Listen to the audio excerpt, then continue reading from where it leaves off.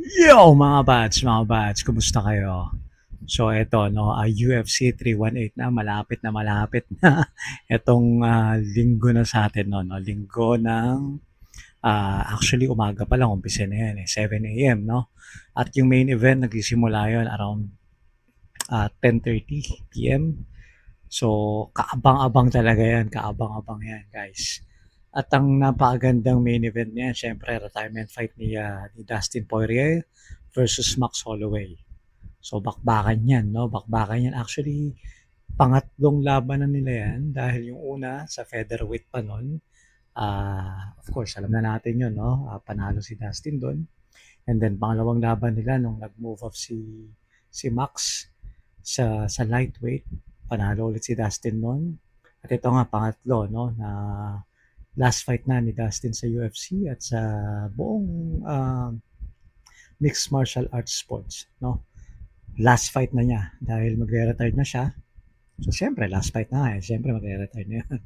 So yun, bakbakan yun. Napanood ko yung dalawang interview nila no na hinahamon ito ni Max na kung ano yung nangyari sa kanila ni Dustin na nag-point down si Max, yun nga na knockout nga tong si Justin last 10 seconds nung round number 5 no, yung last round.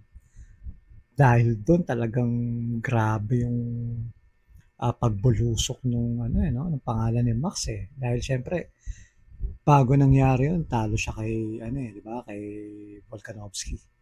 At dahil doon sa nangyari kay Dustin, kay Justin KG, ulit, naging matunog ulit yung pangalan niya, no? At dahil doon, nagkaroon ulit siya naging contender ulit siya, no? Sa featherweight division, nag-move down siya.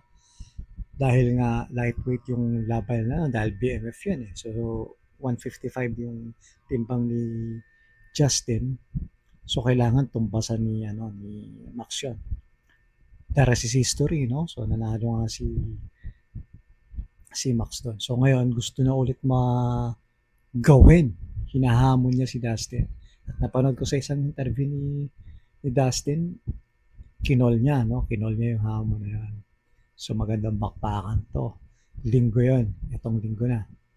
At, syempre, Comain, Paulo Costa, the best din yan. Kevin Holland, sino pa yung mga nandun sa laban na yan. Basta maraming sikat yon. So, abang-abangan natin yan, mga pads. No, UFC 318, itong linggo na. I-breakdown natin ibang laban dyan. So, ganito lang muna. Peace out mga boss.